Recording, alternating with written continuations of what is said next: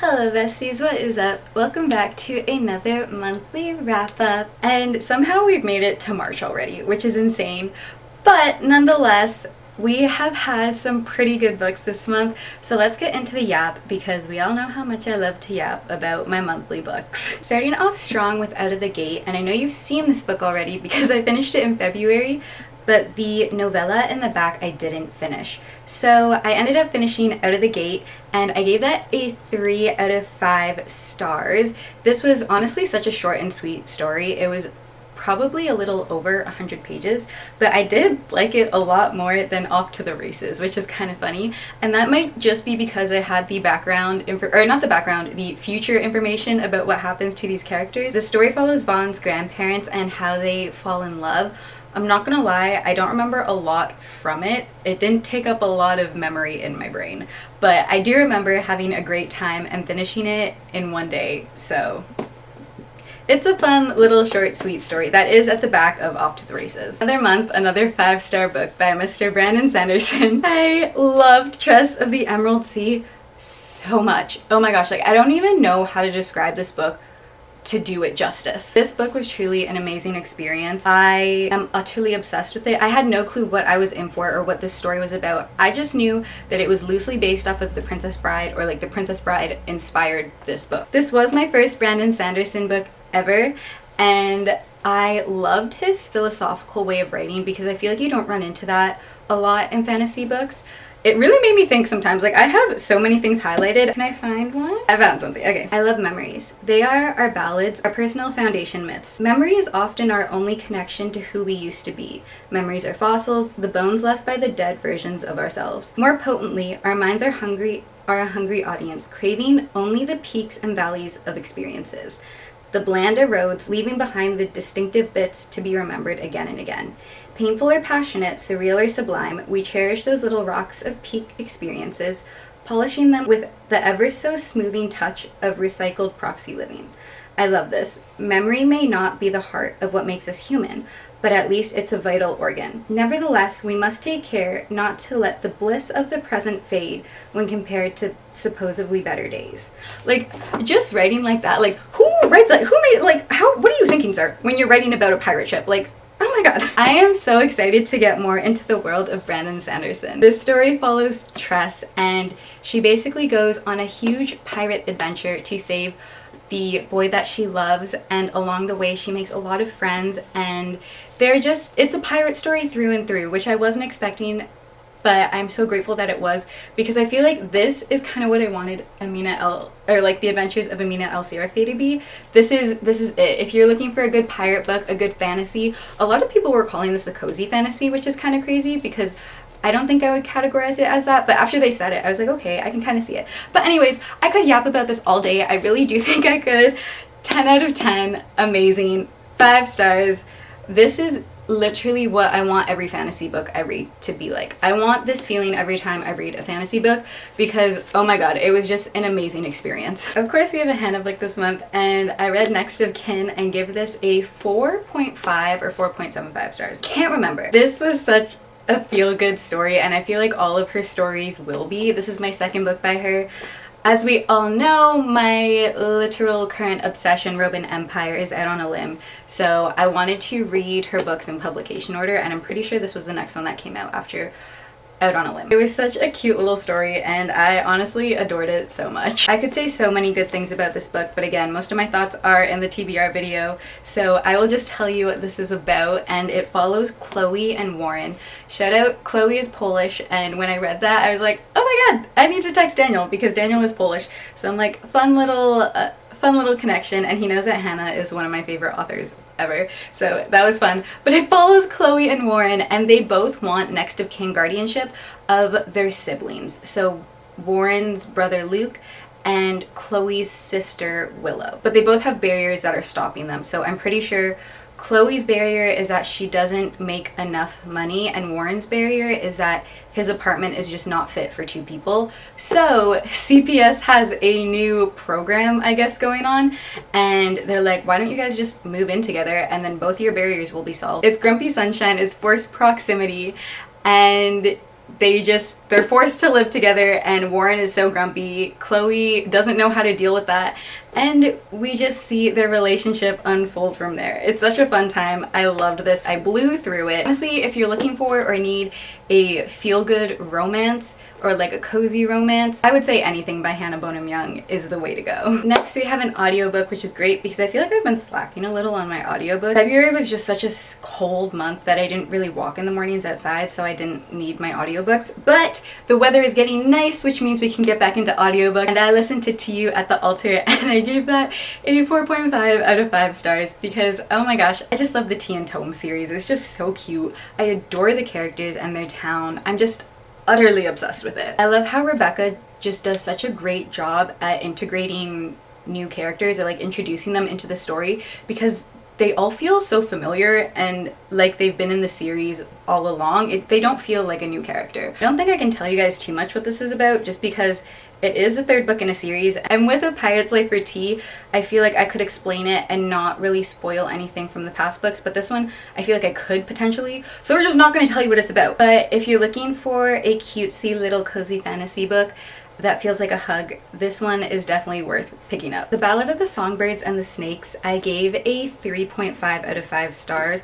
I honestly was not anticipating picking this up or reading this because I don't really care about President Snow. I did not like him in the Hunger Games whatsoever, but Costco was carrying the special editions that came out and I was influenced, okay? They're pretty and they're nice and they have really nice sprayed edges. So here we are. I don't think I have been in the Hunger Games universe since grade 6, which, doing the math, is more than 10 years ago. I'm pretty sure it's 12 years ago, which is insane. It was so nostalgic being back in this world, and not necessarily with these characters, but just seeing the history of the Hunger Games and how a lot of traditions, I guess, started, and they were started by students, which is really scary, but like, that's just what the Hunger Games is. I found that there were a lot of slow parts in this book, and that's ultimately what brought my reading down. I think that the back half, always the back half of the book, was a lot better than the first half. Even though I was invested thoroughly throughout, there were just some lulls that I was like, okay, let's speed it up here. Let's go, guys. The dystopian-ness of it made me nostalgic, which is kind of, I feel like that's just a weird sentence to say in itself, but it just reminded me so much of being in grade 6 and reading and loving these books, and this is kind of what got me on a reading kick when I was younger. So I think this whole series just holds a very special place in my heart. This book basically just follows President Snow's experience in the Hunger Games and how I think his year was the 10th year. So when he was in school, it was the 10th year of the Hunger Games, and they're like, we're gonna bring all these students in and try and make the Hunger Games more of a watchable event, because a lot of people in the capital and the districts did not care. They did not want to watch children murder each other. So the game makers were like, okay, how can we make this better? How can we bring in more people? How do we make this an event that we want people to watch and get them invested? Next up, we have the Foghorn Echos, and I read this for a reading vlog, so you guys know the drill. I won't say much about it,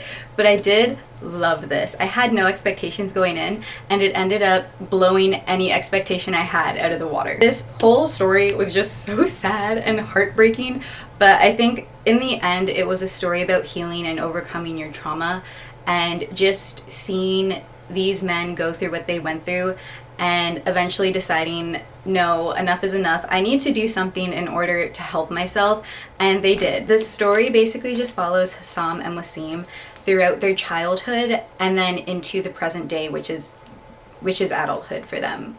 It starts when they are both young, living in Syria and in love, and then the fallout that happens to their relationship and kind of just what happens because of that fallout and how it follows them throughout their adult lives, wherever they may be in the world right now. And it was just so good. I didn't think it was gonna end the way it did, and I loved how he ended the book. I honestly thought it was gonna go one way and it didn't, but I think it was the ending that both of these characters needed, and I am just so utterly obsessed with this. I feel like the representation in this is amazing. The author is Syrian Canadian, and I think that at one point in everyone's life they should probably pick up this book because it is just so Good. The 13th Child by Erin A. Craig. I'm gonna take the dust jacket off because we all know that I love the naked hardback so much when they look like this. I gave this book a 3.5 stars out of 5, I'm pretty sure. Either that or a 3, but I'm pretty sure it's 3.5. It wasn't what I was expecting. I saw a TikTok on the arc of this book and someone said that it was really good, so that's what intrigued me to pick it up. And I honestly thought there would just be more magical places and gods and fantastical elements of that sort in the book, but most of the plot line took place in our world. I'm pretty sure in France. So that was a little let down, but honestly that was just something that my brain made up. So that's no one's fault but mine. I wasn't super invested in the first half. I would say the first 75% of the book, which is a lot.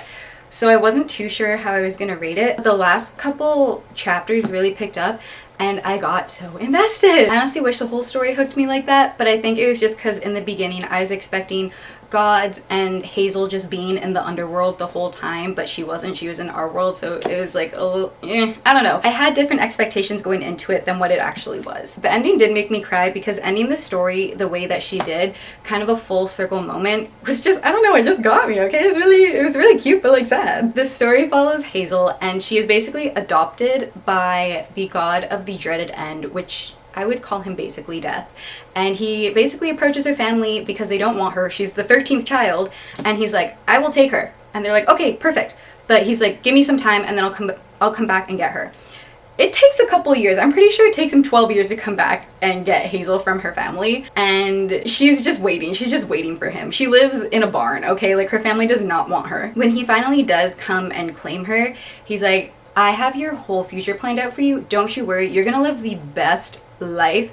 I'm gonna educate you. You're gonna become the best healer in the world, like the most famous. Everyone's gonna come to you. Kings and royalty are gonna come for you specifically to heal them. Like you will be the best healer ever. This does come with complications later in the story because then Hazel is kind of just torn between what she was taught to do and what she's supposed to do versus what her heart is telling her to do and what is right. And it's just, it gets really messy. She causes a mess. But all in all, I think it was really fun. I did love it for what it was. I had different expectations going into it. The second audiobook of the month was The Life Impossible by Matt Haig.